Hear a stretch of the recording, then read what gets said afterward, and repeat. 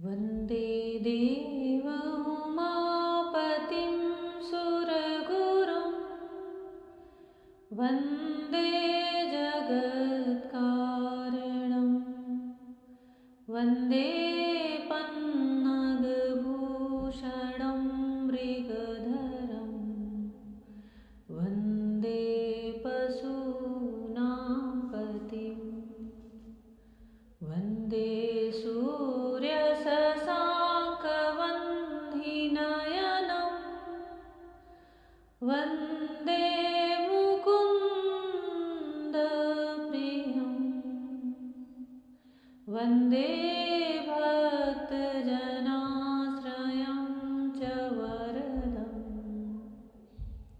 वन्दे शिवशङ्करम् वन्दे शिवशङ्करम्। जय श्री कृष्णा मेरी सोल फैमिली आध्यात्म आपके अपने चैनल पर मैं नंदा आप सबका बहुत बहुत स्वागत करती हूँ। श्रीमद् भागवत महापुराण का 6वां स्कंद चल रहा है और दिति कश्यप की पत्नी दिति अपने पति को अपनी सेवा से प्रसन्न कर लेती हैं और भगवान श्री हरि की कठोर आराधना करके 1 वर्ष के पुंसवन व्रत का पालन करती हैं, जिसके तेज से, जिसकी रक्षा कवच से मरुदगढ़ इतने तेजवान हो जाते हैं, इतने बलवान हो जाते हैं, उनके अंदर इतनी शक्ति आ जाती है भगवान की रक्षा का, भगवान के आशीर्वाद का, कि जब इंद्र अपने वज्र से उनके टुकड़े टुकड़े कर रहे थे तो वह मरे नहीं, उन टुकड़ों के 7 रूप और हो जाते थे। वह जितने टुकड़े करते थे उतने बालक के रूप में मरुदगढ़ हो जाते थे। वह एक बालक से 49 हो गए। फिर इंद्र यह देख करके आश्चर्यचकित हुए और उन्हें मारने का निश्चय छोड़ करके अपना मित्र देवता बना लिए, अपना भाई बना लिए। उन्हें अपने सामने दिति जब देखती हैं कि देवराज इंद्र उनके 49 पुत्रों को लेकर के उनके सामने प्रकट हुए हैं और वह सभी देवता सदृश हैं, तो वह बहुत आश्चर्यचकित होती हैं और प्रसन्न भी होती हैं। अब वह इस रहस्य को पूछना और जानना चाहती हैं इंद्र से कि मैंने तो 1 पुत्र मांगा था, 49 कैसे हुए? मेरे गर्भ में तो 1 ही पुत्र था, यह 49 बालक कैसे हुए? इंद्र से कहती हैं कि बेटा मुझे सच सच बताओ, यदि तुम्हें इसका रहस्य मालूम हो तो मुझे सच सच बतला दो, झूठ न बोलना। श्री सुखदेव जी कहते हैं, परीक्षित,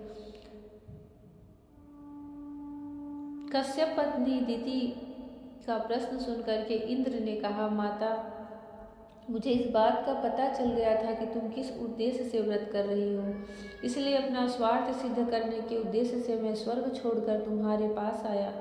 मेरे मन में तनिक भी धर्म भावना नहीं थी, इसी से तुम्हारे व्रत में त्रुटि होते ही मैंने उस गर्भ के टुकड़े टुकड़े कर दिए। पहले मैंने उसके 7 टुकड़े किए थे, तब वे 7 टुकड़े 7 बालक बन गए। इसके बाद मैंने फिर 1-1 के 7 टुकड़े कर दिए, तब भी वे न मरे बल्कि 49 हो गए। यह परम आश्चर्यमयी घटना देखकर मैंने ऐसा निश्चय किया कि परम पुरुष भगवान की उपासना की यह कोई स्वाभाविक सिद्धि है। जो लोग निष्काम भाव से भगवान की आराधना करते हैं और दूसरी वस्तुओं की तो बात ही क्या, मोक्ष की भी इच्छा नहीं करते, वे ही अपने स्वार्थ और परमार्थ में निपुण हैं। भगवान जगदीश्वर सबकी आराध्य देव और अपने आत्मा ही हैं।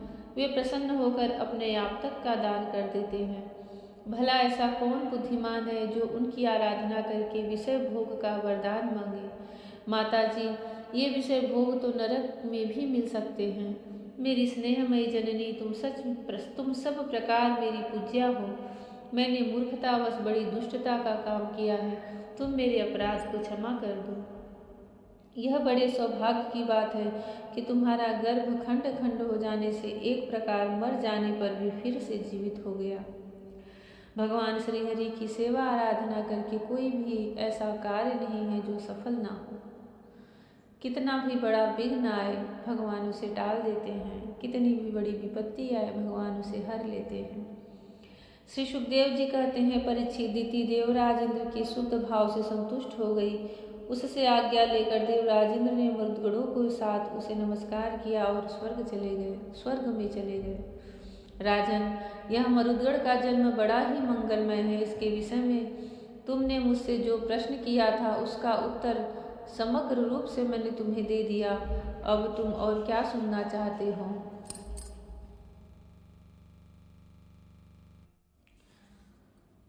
श्री सुखदेव जी कहते हैं कि जो भी इसे सुनते हैं उनके सारे कार्यों के विघ्न दूर होते हैं।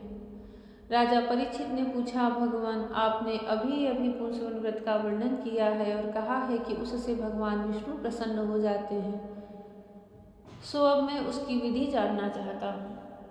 श्री सुखदेव जी कहते हैं, परीक्षित, यह पुंसवन व्रत समस्त कामनाओं को पूर्ण करने वाला है। स्त्री को चाहिए कि वह अपने पतिदेव की आज्ञा लेकर मार्गशीर्ष शुक्ल प्रतिपदा से इसका आरंभ करे। पहले मरुदगढ़ के जन्म की कथा सुनकर ब्राह्मणों से आज्ञा ले, फिर प्रतिदिन सवेरे दातून आदि से दांत साफ करके स्नान करे, 2 श्वेत वस्त्र धारण करे और आभूषण भी पहन ले। प्रातःकाल कुछ भी खाने से पहले ही भगवान लक्ष्मी नारायण की पूजा करे। इस प्रकार प्रार्थना करें, प्रभु आप पूर्ण काम है, अतएव आपको किसी से कुछ भी लेना देना नहीं है। आप समस्त विभूतियों के स्वामी और सकल सिद्ध स्वरूप हैं। मैं आपको बार बार नमस्कार करती हूँ। मेरे आराध्य देव, आप कृपा, विभूति, तेज, महिमा, वीर्य आदि समस्त गुणों से नित्य युक्त हैं। इन्हीं भगो ईश्वरों से नित्य युक्त रहने के कारण आपको भगवान कहते हैं। आप सर्वशक्तिमान हैं। माता लक्ष्मी जी, आप भगवान की अर्धांगिनी और महामाया स्वरूपिणी हैं।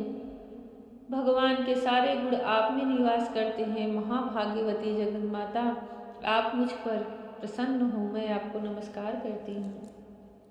परीक्षित, इस प्रकार स्तुति करके एकाग्र चित्त से ओम नमो भगवते महापुरुषाय महानुभावाय महाविभूतिपतये सह महाविभूति वीर्य बलि मुपहारणी ओंकार स्वरूप महानुभाव समस्त महाविभूतियों के स्वामी भगवान पुरुषोत्तम को और महाविभूतियों को मैं नमस्कार करती हूँ और उन्हें पूजोपहार की सामग्री समर्पण करती हूँ। इस मंत्र के द्वारा प्रतिदिन स्थिर चित्त से भगवान विष्णु का आवाहन, अर्घ्य, पाद, आचमन, स्नान, वस्त्र, यज्ञोपवीत, आभूषण, गंध, पुष्प, धूप, दीप और नैवेद्य आदि निवेदन करके पूजन करें। जो नैवेद्य बच रहे उससे ओम नमो भगवते महापुरुषाय महाविभूतिपतये स्वाहा, महान ईश्वरों के अधिपति भगवान पुरुषोत्तम को नमस्कार है। मैं उन्हीं के लिए इस भविष्य का हवन कर रही हूँ। यह मंत्र बोलकर अग्नि में 12 आहुतियाँ दे। परीक्षित, जो सब प्रकार की संपत्तियों को प्राप्त करना चाहता हो उसे चाहिए कि प्रतिदिन भक्ति भाव से भगवान लक्ष्मी नारायण की पूजा करे, क्योंकि वे ही दोनों समस्त अभिलाषाओं के पूर्ण करने वाले एवं श्रेष्ठ वरदानी हैं। इसके बाद भक्ति भाव से भरकर बड़ी नम्रता से भगवान को साष्टांग दंडवत करें। 10 बार पूर्वोक्त मंत्र का जप करें और फिर इस स्तोत्र का पाठ करें। हे लक्ष्मी नारायण, आप दोनों सर्वव्यापक और संपूर्ण चराचर जगत के अंतिम कारण है। आपका और कोई कारण नहीं है। भगवान माता लक्ष्मी जी आपकी माया शक्ति हैं। ये ही स्वयं अव्यक्त प्रकृति भी हैं। इनका पार पाना अत्यंत कठिन है। प्रभु, आप ही इन महामाया के अधीश्वर हैं और आप ही स्वयं परम पुरुष हैं। आप समस्त यज्ञ हैं और ये हैं यज्ञ क्रिया। आप फल के भोक्ता हैं और ये हैं उसको उत्पन्न करने वाली क्रिया।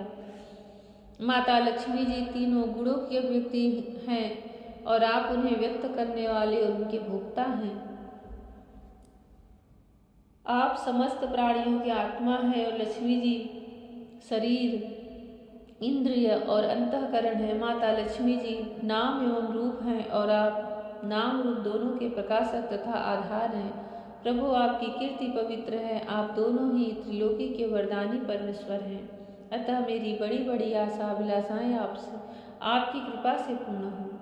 परीक्षित, इस प्रकार परम वरदानी भगवान लक्ष्मी नारायण की स्तुति करके वहां से नैवेद्य हटा दे और आचमन करा के पूजा करे। तदनंतर भक्ति भाव रहित हृदय से भगवान की स्तुति करे और यज्ञावशेष को सूंघ कर फिर भगवान की पूजा करे। भगवान की पूजा के बाद अपने पति को साक्षात भगवान समझकर परम प्रेम से उनकी प्रिय वस्तुएं सेवा में उपस्थित करे। पति का भी यह कर्तव्य है कि वह आंतरिक प्रेम से अपनी पत्नी के प्रिय पदार्थ ला कर उसे दे और उसके छोटे बड़े सब प्रकार के काम करता रहे। परीक्षित, पति पत्नी में से एक भी कोई काम करता है तो उसका फल दोनों को होता है। इसलिए यदि पत्नी रजोधर्म आदि के समय यह व्रत करने के अयोग्य हो जाए तो बड़ी एकाग्रता और सावधानी से पति को ही इसका अनुष्ठान करना चाहिए। यह भगवान विष्णु का व्रत है, इसका नियम लेकर बीच में कभी नहीं छोड़ना चाहिए। जो भी यह नियम ग्रहण करे वह प्रतिदिन माला, चंदन, नैवेद्य और आभूषण आदि से भक्ति पूर्वक ब्राह्मण और सुहागिनी स्त्रियों का पूजन करे तथा भगवान विष्णु की भी पूजा करे। इसके बाद भगवान को उनके धाम में पधरा दे, विसर्जन कर दे।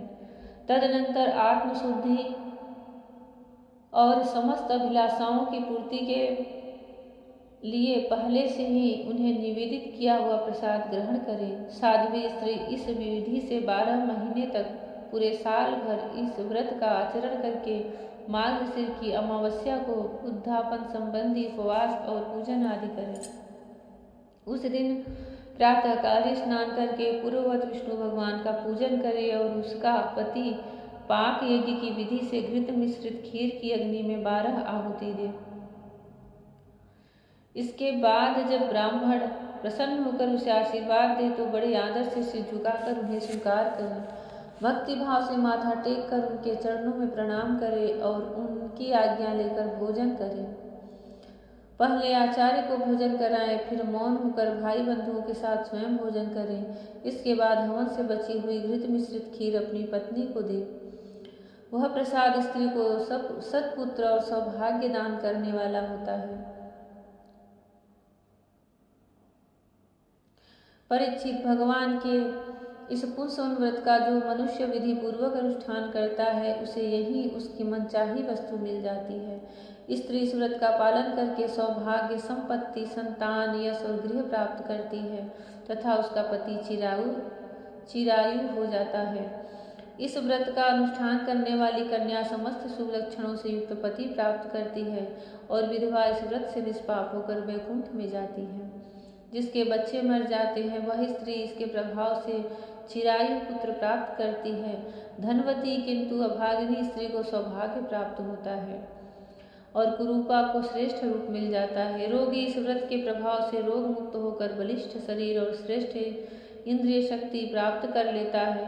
जो मनुष्य मांगलिक श्राद्ध कर्मों में इसका पाठ करता है उसके पितर और देवता अनंत तृप्ति लाभ करते हैं। वे संतुष्ट होकर हवन के समाप्त होने पर व्रती की समस्त इच्छाएं पूर्ण कर देते हैं। ये सब तो संतुष्ट होते ही हैं, समस्त यज्ञों के एकमात्र भोक्ता भगवान लक्ष्मी नारायण भी संतुष्ट हो जाते हैं और व्रती की समस्त अभिलाषाएं पूर्ण कर देते हैं। परीक्षित, मैंने तुम्हें मरुदगढ़ की आदरणीय और पुण्यप्रद जन्म कथा सुनाई है और साथ ही दीति के श्रेष्ठ पुंसवन व्रत का वर्णन भी सुना दिया। जय श्री कृष्णा। इति षष्ठम स्कंध समाप्त। हरि ओम तत्सत। भगवान सबको ऐसी सामर्थ्य, शक्ति, धैर्य, धीरज दे कि उनके जो ये व्रत होते हैं, अनुष्ठान होते हैं, संयम के साथ उसका हम पालन कर सके, उसे पूर्ण कर सके और उनका कृपा प्रसाद प्राप्त कर सके। भगवान सबकी इच्छाओं को, अभिलाषाओं को पूर्ण करने वाले हैं। परिपूर्णतम भगवान श्री कृष्ण के चरणों में बारंबार नमस्कार है। जय श्री कृष्णा, जय श्री कृष्णा। राधे राधे। जय श्री कृष्ण। हरि ओम।